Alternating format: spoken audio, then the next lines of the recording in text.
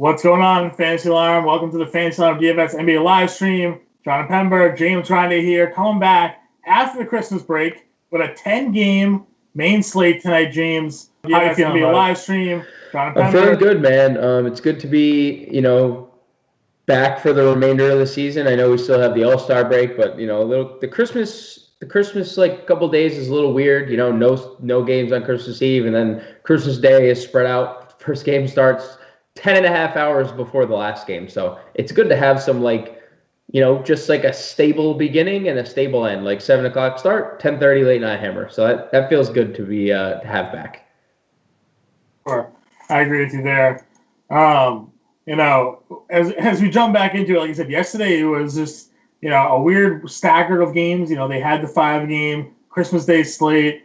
You had to kind of bear through, hope no injuries hit as, you had, 2 hours, it seemed like, of each game. Yeah. DraftKings, obviously, you can make pivot, but the other ones. But on tonight's slate, what are you looking for injuries? What do we have here?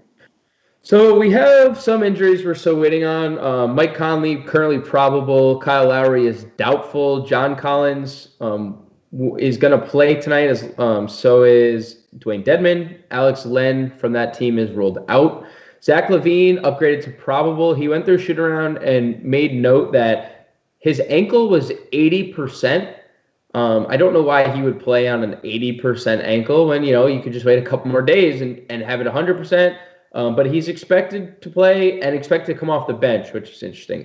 Derrick Rose, they still list him as game time decision, but it is expected to play. Currently listed as probable, but we know it's Timberwolves. Right, it's the Timberwolves. We literally won't know until, I'm sure, 8:01 when the Timberwolves finally decide. But he's going against his Bulls, his former, where he won the MVP, where he almost made the NBA Finals. I can't imagine he would sit that game. He's a very emotional type player. Nikola Mirotic is out. Very, very good for us for Pelicans usage. Marvin Bagley out. Dennis Smith Jr. out. JJ Barea is probable. Alan Crabb without a timetable to return. He is listed as out. Rodney Hood and David Nwaba are both out. Wesley Matthews is questionable. And Serge Ibaka is probable. For game totals, for juicy old game totals, Sacramento, LA, the late night hammer. I just want to jump all the way down there right off the start. 238. 238. Yeah. So there's a lot of juicy matchups there, a lot of places we can exploit. New Orleans, Dallas, another one, 228.5. Dallas is actually favored at home, even though they've lost like 6 games in a row, which means, lots of Anthony Davis, lots of Julius Randle, lots of just everyone in that game. We have some ugly totals.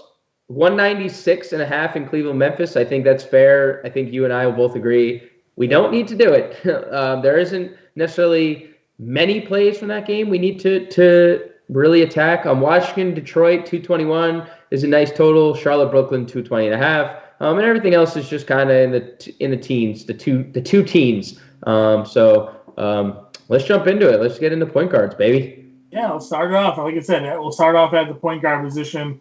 Looking at this today, over on FanDuel at least, Kemba Walker, 9.8K, really priced up. John Wall, 9.7 in a really good matchup against Detroit, but we're done playing John Wall, I think, for the foreseeable future, unless I'm making 100 lineups, then maybe he makes one. I really like Mike Conley, though, against Cleveland. He's been very consistent. I know this has that 190 whatever game total that you have probably no interest in this 10-game slate. But Conley against Cleveland to me is very interesting. I guess where are you looking at the top of this point guard position? That's, I guess, kind of my take on the top half there. So I actually do dislike John Wall and Kemba on FanDuel. I think you just can't pay those price tags.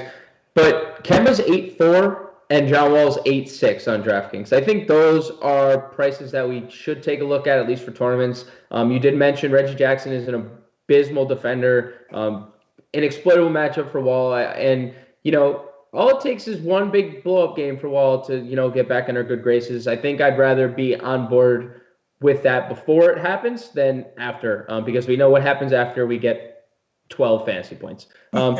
Kemba against Brooklyn is a really nice spot. I know we enjoy, playing Kemba at home, and I know he's on the road here, but they've allowed a lot of fantasy points to point guards all year. We know Kemba has a lot of upside, and this total's not bad. So I like him. I love De'Aaron Fox tonight.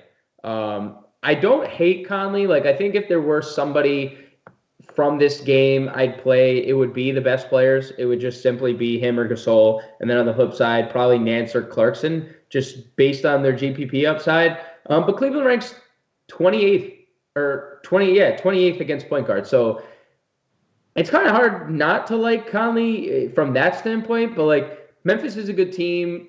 This is going to be a really slow-paced effort. I don't think we need to do it. I'm just looking at De'Aaron Fox. Elite pace-up spot, or not a pace-up spot, but the Clippers are also in the top 10 in pace. They don't play any defense against anybody, and a 238 total. Fox has been rolling, to be frank. 44 fantasy points in the last game. We saw 44, 40, 58 his last three. So I think Fox is a really strong play here, and we've seen triple-double upside from him earlier this year. And like you said, you want that late-night exposure in that high-total game. Well, De'Aaron Fox is your man for sure. If you're at that point guard spot. If we're going a little bit further down, how do you feel Chris Dunn will be impacted by the return of Zach LaVine? I guess it depends on the role that Zach LaVine plays tonight. It is a team that traded both of them, so maybe that, like, a little revenge is on both their minds. I don't know if we need to do it. I mean, maybe he's priced really high. He's been really good, but his price tag is up there. Like, would you rather play him, or on the flip side, if we know Derrick Rose is playing, would you rather play Derrick Rose in the same game?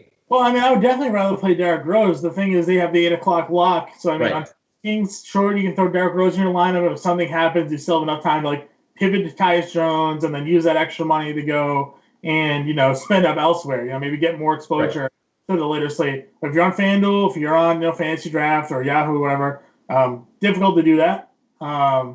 And so that's hard for me to trust. I think, and we have Derrick Rose at projected, under 1% right now because of the questionable status of his. So, I mean, in GPPs, if if you're on FanDuel and you want to take a shot, throw Derrick Rose in a lineup. He's probably not going to be owned because the uncertainty around him.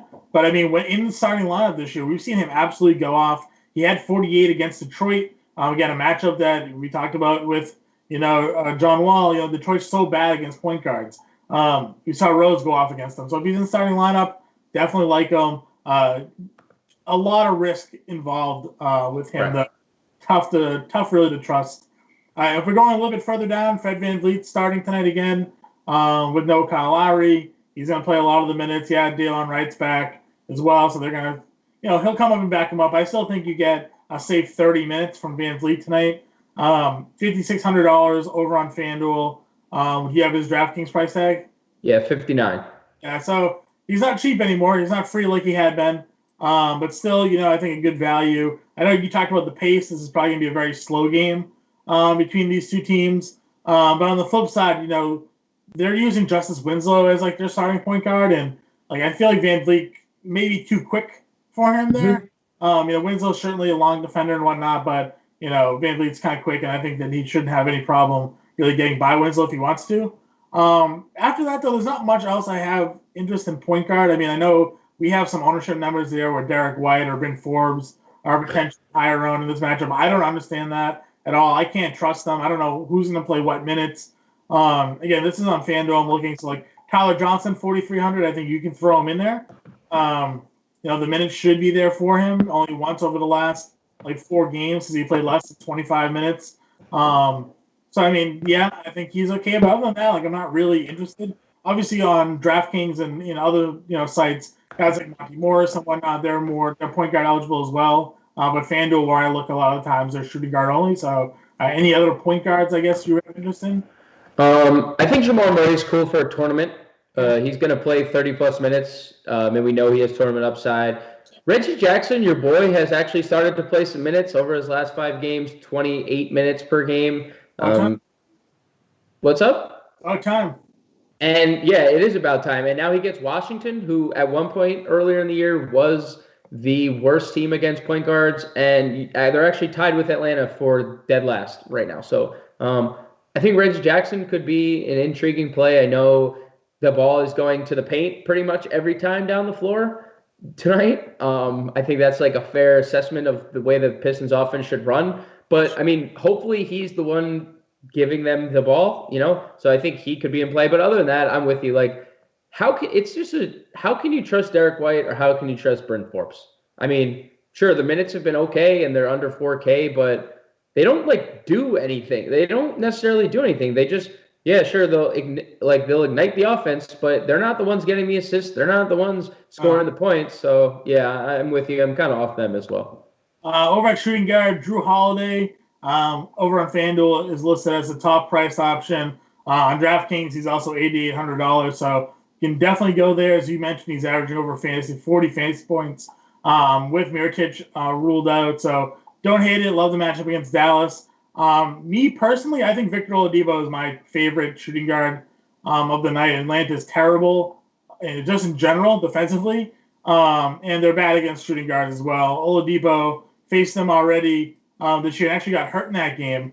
This game he only played 4 minutes in. He had 5 fantasy points in those 4 minutes. That for what it's worth. But I think the upside is tremendous here for Oladipo. He's one of my favorite players of the entire slate. We know what he can do. When given 30+ minutes a night, he went for 52 against Brooklyn the other night. He plays all of the minutes there for Indiana, coming back, fills up the stat sheet. So for me, Oladipo's at the top of my list. Yeah, I mean, I was intrigued by what his ownership would be because of how good of a matchup it is. And just seeing him at sub 10% over on DraftKings, I'm all in. I mean, he gets the best matchup against shooting guards on the board.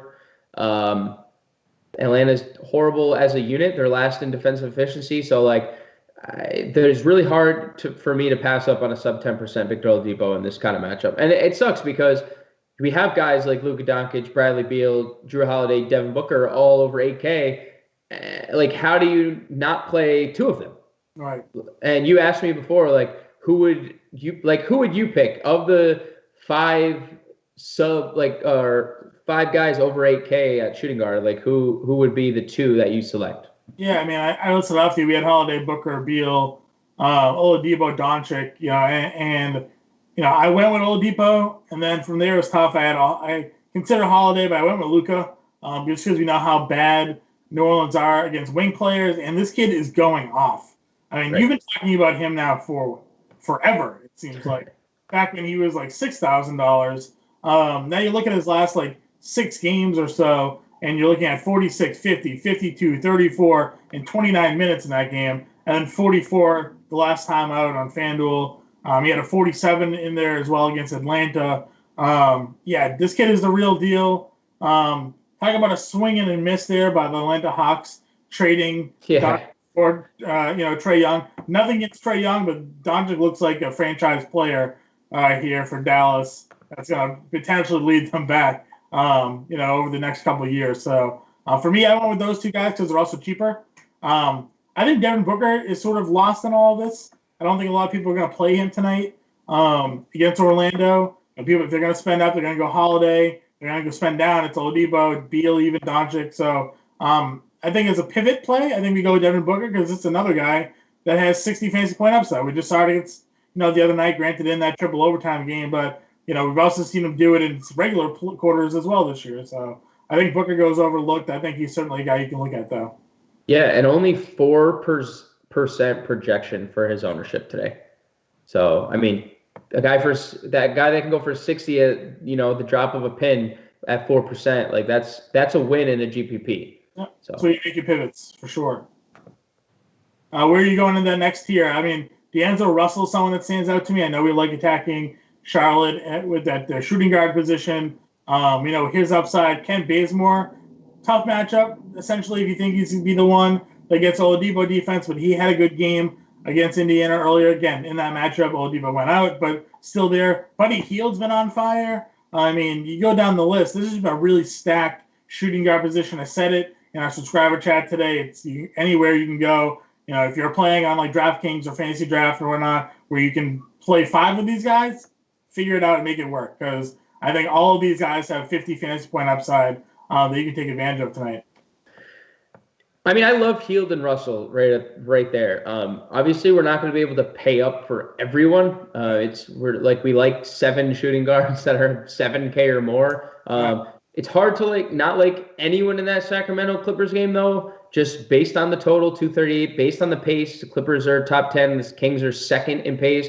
Neither of them play very good defense. Hield has been on fire, despite being 2 years older than he was last year. I mean, he's averaging 28 points per game over his last 5, 40 fantasy points over his last 5. So the price tag is justified. We know D'Angelo Russell has maybe the lowest floor of anybody at this tier, but he has just as high of a ceiling as everyone. So he's a really good play. I would like Andrew Wiggins if there's no Derrick Rose. I mean, we saw what he can do without Derrick Rose just the other day. He scored 30 actual, 44 fantasy points. Again, Jordan Clarkson, if there was somebody from Cleveland I would play, it would probably be him, just based on his scoring ability. They're finally playing him 30-plus minutes every night, which is nice. Where else are you going? We can always go to Shooting Joe Harris. I know he's shooting guard, small forward without Alan Crabb.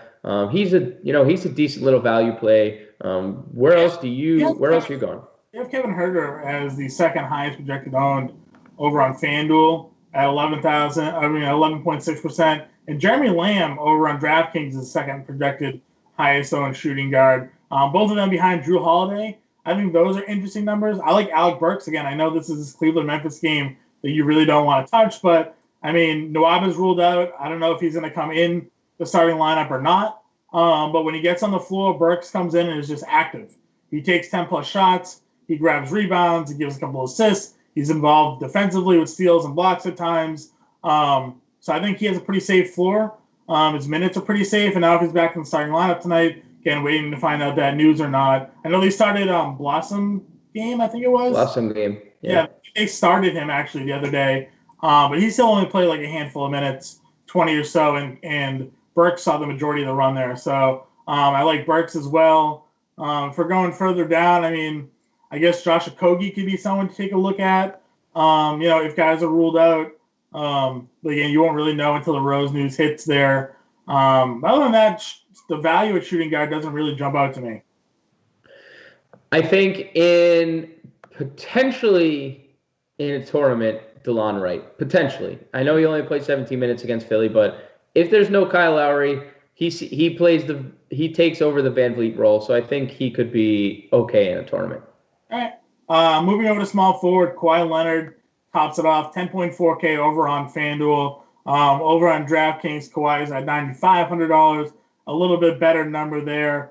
No Kyle Lowry, obviously he has the 33% usage rate, averaging 1.3 fantasy points per minute. I'm not going to tell you not to play Kawhi Leonard tonight. He's got 50-plus fantasy point upside. If you're not paying up for an Anthony Davis, it makes sense sort of to pivot down to him, given the usage and the volume of production. After him, though, it's a big jump down, especially over on FanDuel. T.J. Warren, 76. Josh Richardson coming back to life for us a little bit here at 73. Danilo Gallinari, again, getting that action, the late-night hammer. The Kings have really struggled to defend small forwards of late. We've talked about this a lot. They let Durant go all over them. Paul George tore them apart. Gallinari, obviously not to that tier, but he's a damn good shooter. And I think he can definitely get it off. I love him in cash games today. Robert Covington, I pointed out in the playbook today, last time against Chicago, he had 30 fantasy points while going 1 for 18 shooting. So, a man that can miss that many shots and still give you 30 fantasy points at its cost, definitely worth a look at GBPs. So obviously Kawhi separates himself, but of that next tier at its cost, definitely worth a look at GBPs. Danilo Gallinari, again, going back to that Kings-Clippers game, but he's been incredibly consistent lately, 40 fantasy points over his last 5 games, 33 minutes over those last 5 games, so that's always nice to see, 25.6 actual points. Kings ranked 23rd against small forwards, as you alluded to. They stink against the position. He is super safe. There is a huge price discrepancy on T.J. Warren. He's 76 over on FanDuel. He's $6,100 on DK. I think that's a really nice matchup. He's going to match up with Aaron Gordon, who, you would think is a good defender. He's not. It's over 110 defensive rating on the year. So I think TJ Warren is in a really good spot. So I think those two I'm in agreement with. I think Josh Richardson's just kind of the guy in Miami right now, with Dragic hurt. I mean, just consistent fantasy points, at least 30 and 5 straight. I like Richardson. I like his price tag. He's just taking up the brunt of the offensive role that Dragic has left for him. I'm going to like him until Deion Waiters comes back and starts hogging the ball, which is really soon. So I think we should continue to ride the Richardson train. I like Covington too. Again, especially if Rose is out, because there's just going to be more shot attempts. I know he only took 8 in the last game, but I don't think he'd be as much of a stand in the corner guy without Rose 2 games in a row. So I do like Covington tournaments only because he does tend to stand in the corner. But I do like him. I think Bojan is a really extremely just steady as always. I'm sure you were gonna. Yeah. I mean, that's just I don't understand it because he gives us 26 to 30 fantasy points literally every night. Yeah, and now he gets Atlanta, exactly. So it's pretty hard not to like Bojan. I think this could be a ceiling game. I mean, I think that's not crazy to say that we could project all of the Pacers to have ceiling games. If it's not a blowout, I expect a lot of these guys to have some pretty strong games for sure. Some guys we passed over, at least on FanDuel price-wise. Trevor Ariza, I think, is going to be pretty popular tonight. I know the matchup, if you look at the DVP numbers, not the greatest, but Ariza is just a guy priced out so nicely right now. He's going to play a ton of minutes there for Washington, and he fills up the stat sheet. He's going to get you steals. So I like him at 6K. Harrison Barnes had 27 actual points the other night. Didn't do anything else. He got you 1 rebound, I think it was. And that was it against Portland. But, I mean, you look at the recent stretch of games, been pretty consistent for you there. I think Harrison Barnes is an interesting spot against New Orleans. So, again, struggle to defend the perimeter. He's probably going to have, Julius Randle, you would think maybe the guy on him, right? DeAndre Jordan and Anthony Davis will probably do their battle. So I definitely like Barnes standing out there on the perimeter. Justice Winslow came back and had a really big game against Orlando the other night.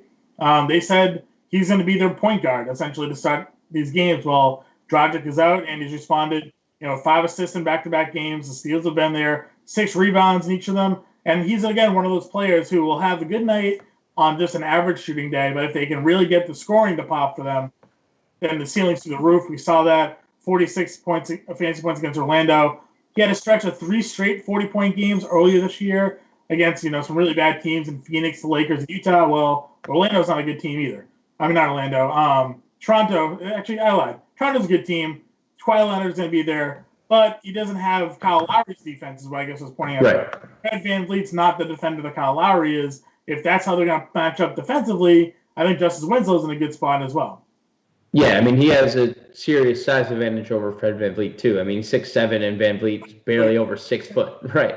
So 6 foot is probably putting it nicely. I mean, in high-top sneakers, he's probably 6 feet. So you just do you run these switches where you get Winslow on the block on VanVleet, right? Isn't that what right, yeah. He's a good post player. He's been a good post player since Duke, so I agree with that. I think that's definitely a mismatch you could take advantage of. Michael Bridges, I think, is someone we can look at as well. You talk about playing minutes. Over 30 now and for 5 straight games. Scoring is iffy, but he just does everything else for you, too. Fantasy points over the last 4 games have all been over 20 with a high of 35, had 34 against Brooklyn. So I don't hate him for some value as well. Any other, I guess, value plays? Darius Miller, maybe. I think it's someone we can certainly take a look at as well. He's been in the starting lineup, playing over 30 minutes, 3 straight games. No problems doing that either. Miller or Etuan Moore? If Miller's in the starting lineup, I don't mind going to him because we know he's more of a shooter, I guess we'll say, right? We've seen him actually put up some decent scoring games. I know Moore has had 30 actual points a couple times this year, but I feel like I trust Darius Miller to do a little bit more than Etuan Moore. I think that's what it is. I think more than the scoring, it's probably the peripheral stats that Miller can provide us with, at least from a rebounding perspective. I mean, we did see Etuan take 18 shots against the Lakers a couple games ago. So I think if we wanted to go a potential for a scoring output, I think Moore would be the guy, but peripheral Miller. I think they're both decent secondary plays. If last piece type of deal, hey, I have 4.3 left. Like, do I play Miller or Moore? Like, I think you could play either. He's 41, I think, over on DraftKings. I think it's what I saw him at. Yeah, 40. Miller's 41. Etwan Moore's 43. 39 on FanDuel. So, Jeff Green, one more maybe. I mean, he's still playing minutes. We have him projected to be pretty highly owned as well. I don't know. I mean, with Ariza back there now, like, and sort of the rest of the team being, healthy-ish, I don't love him, but I mean, I get why you want to play him. He's 5,100 on FanDuel. I think that's like, I'd rather play Bojan for 5K or like find a way to get Ariza or whatever. But yeah, I mean, you can use them. We joked about it, the other day. I feel like, we have like an itch to play Jeff Green because that one time we missed playing Jeff Green. You went off. So yeah, I mean, it's okay. He's gonna play power forward though, up against Blake. Right. I don't know. Okay. Anthony Davis, top guy. I'm never gonna tell you not to pay him. Pay up for him. So play him if you have the money. If your lineup makes sense, throw him in there. Worry about him going to the locker room and you get that push notification, and then you just cross your fingers and hope he returns to the bench. It's gonna happen. But few guys on the slate have 100-point upside legitimately. You don't say that sarcastically. He's one of those guys. We saw him go for 57 fantasy points in 29 minutes against Milwaukee the other day. He's pretty much consistently playing 40 minutes otherwise, unless he gets hurt. So no problems here in this matchup for me if you're going to pay up. But again, I think there's some other guys better value at power forward that we can go down. I like Blake Griffin against Washington. I prefer Drummond, but if you want to save some cash, I don't mind Blake. John Collins being active against Indiana, I like that. We've seen Collins just absolutely go off of late. If the ankle is good to go, I mean, we're talking about a guy that's got double-doubles now, and it seems like 10 of his last 11 games. I mean, kid's playing out of his mind. Tobias Harris is in a really good spot against Sacramento. He's playing really well of late. I think you just sort of go down the list. I think the power forward's pretty strong today. Yeah, I like every guy you mentioned. Again, Tobias Harris, obviously Julius Randle with starting. He's averaging over 40 fantasy points with Nikola Mirotic out. I like Domantas Sabonis today, and I don't always like him. And I think Thad Young, I think both of them are very viable. The reason I think Sabonis is really intriguing to me is just the type of rebounding upside he provides. 14.1 on a per 36-minute basis. And Atlanta's 22nd in rebounding differential. I think there's some really strong upside. And if this game blows out, Sabonis gets all the minutes. So I think he's a really strong tournament play. If you're some earlier this year too in his regular role, so I like it. Right. So if there's a blowout, I think he can be really strong. I think Montrezl Harrell is an interesting tournament play. The minutes finally back on the rise. Sense went away from him for that stretch of play. Right. Cool. Yeah, you can play him with 10 minutes. So, go small, let Harrell. I understand that, in terms of size, it probably weakens your defense a little bit. But, yeah, I mean, this guy is just, play him now if the minutes are going to start going up again. Because his upside, again, we've seen him priced at 8K before. Now he's back down to mid-sixes. GVPs for sure has to be in your lineups. Yeah, only 5.7 on DK. So, that's even juicier over there. Yeah, this is 7K at one point on DraftKings, 8K on FanDuel. Right.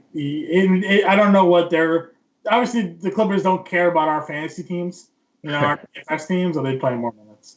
Thad Young against Atlanta, love that matchup. Thad's averaging 35 fantasy points over his last 10 games. Again, John Collins, usually foul happy, very athletic. Maybe that would give Thad some trouble, but I think Thad's a veteran enough that he's going to turn John Collins probably over a lot, with steals and whatnot. So I like Thad Young a lot here. Yeah, I mean, I think all three members of the Pacers front court are elite plays. I think we could just Turner, Young, Sabonis, all just elite plays. I think everyone on the Indiana side is elite, especially if this game stays close. And then Sabonis is an elite play if the game blows out. Yeah, no, I agree with you there. We're going down for some value. The Nets, they're starting. What are we? Rodins? Rodions Kirks. Kirks. You're a wizard with these names. I don't know how you come up with it. Back-to-back games with 30 minutes played. Fantasy points 33 and 32. We like attacking Charlotte front courts, with Cody Zallen, Marvin Williams there. If we trust that the minutes are secure for him, I think we have to go back to him. He had a stretch of 3 straight 20 fantasy point games. His price tag super nice. He's 46 DraftKings, only $4,000 on FanDuel, which is like a free square almost on this slate for value. So that's where I'm looking. I'm looking to save some money. I guess James Johnson as well, because we have him to be pretty highly owned on this slate today. I like Kirks. I'm questioning the $4,600 price tag on DraftKings. I think that's a little scary compared to 4K over on FanDuel. Just because it's not a huge sample. He's obviously done this a few times now, where he's had good performances, but 4,600 is not free. I don't know if I like this revolving door of forwards and centers the Heat have. I guess it is okay that now Justice is going to play point guard, so we don't really have to worry about him taking minutes from Johnson. But just 35-25 the last 2 games. That's the only big sample he's played all year long. I know he's only 3,700, so we're really only looking for 18 fantasy points, so it's not terrible. But does he have the upside that we want? I don't know. But I was also considering Taj Gibson at the same time. So Gibson against the Bulls, but what's the upside with Sarge there? So I mean, this lower tier power forwards is ugly. Kirks is probably that's why Kirks is just going to be so highly owned. Kirks, I like. Johnson did go for 37 fantasy points against the Clippers in 29 minutes earlier this year. So, and the thing I like about him, and again, we talked about this a lot, is the consistency with the secondary stats. If I can live with a guy who, if he only scores you 10, 11 points, if he's going to give you rebounds, assists, Johnson can get you blocks and steals at times as well. And you look at these last couple games here: 4 assists, 4 rebounds, 5 rebounds, 5 rebounds, 6 rebounds, 3 rebounds, 5 assists, 4 assists, 3 assists. Goes with the Pusco. For me, I don't mind it because it looks like he's getting more involved, being more aggressive. GPP only play, of course. Right. At center, we have Jokic at the top. I'm not paying that price tag. I know San Antonio is a good matchup for him, we'll say. Aldridge and whatnot, defensively not great. But we have Drummond against Washington. We love that. Karl-Anthony Towns against Chicago. Love that. Nikola Vucevic against Phoenix. We love that. Those are 3 of the 4 worst defenses against centers right now in the league.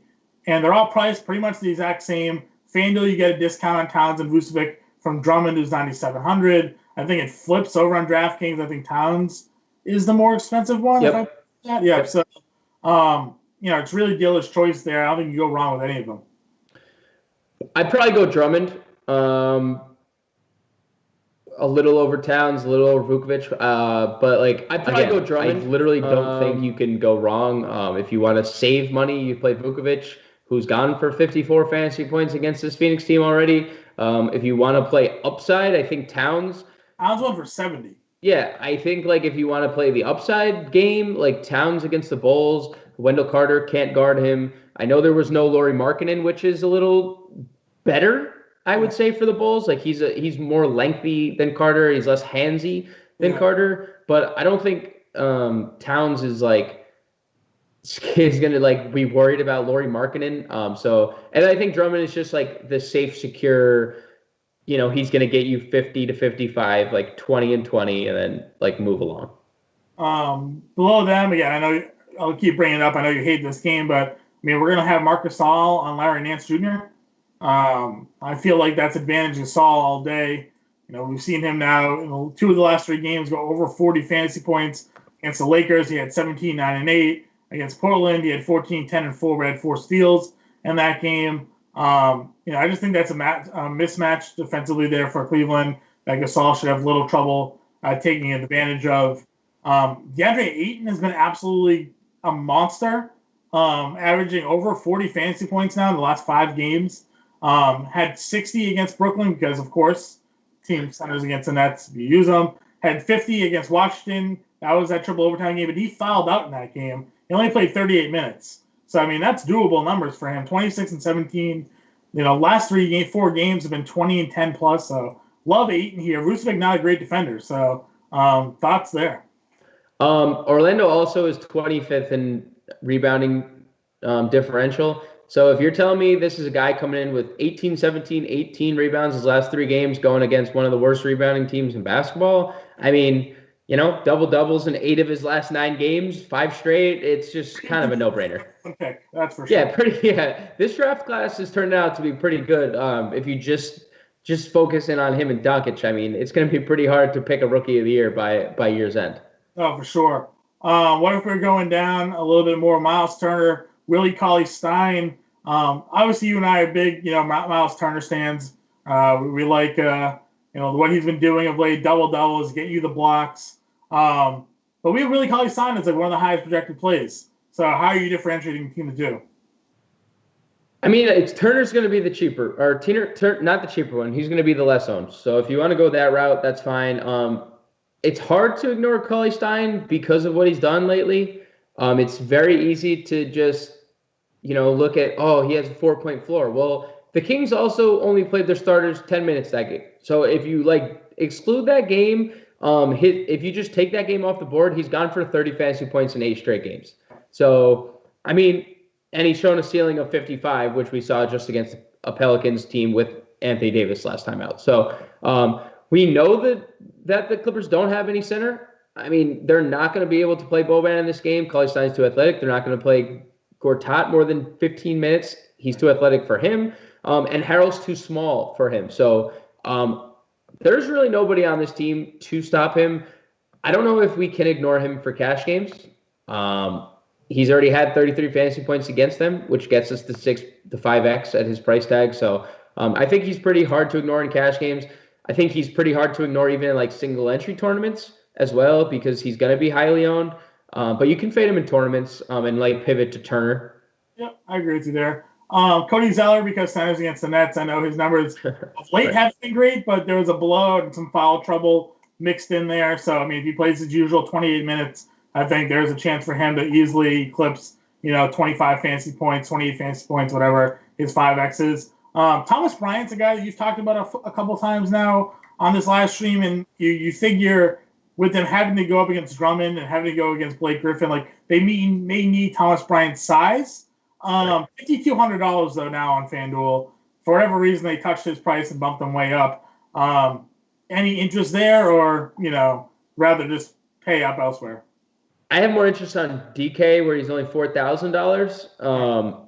I don't think that's crazy to think. I mean, he's paid it off. Even in 18 minutes against Indiana, he gave us 20 fantasy points. So I don't hate it. He's gone for 20 or more fantasy points 3 straight, including the 51-point outbreak nutso game, career game, 31-13, where he didn't miss a shot, 14-14 from the field. Obviously, we can never predict that. But like you said, they need the size of Bryant. They can't just run Markieff out against Drummond. That's not going to fare well. There's a reason why Washington is dead last in rebounding differential this year. So I think there is some upside for Bryant here, and maybe project him in 24, 25 minutes. And I think if he were to get that, I think they're going to have to play him in the mid-20s. Right. And if he's to get that at 4K, I think he's a viable tournament play. Yep, I agree with you there. Any final thoughts? No, we'll be in subscriber chat to lineup lock. 20 minutes to lock. Hit us up with your questions. Get us on Twitter too. Twitter handles are down there below the screen, but I'm Impemba777 at The Real Grande for James. Shoot us any questions you have, and good luck, everybody. Good luck, guys.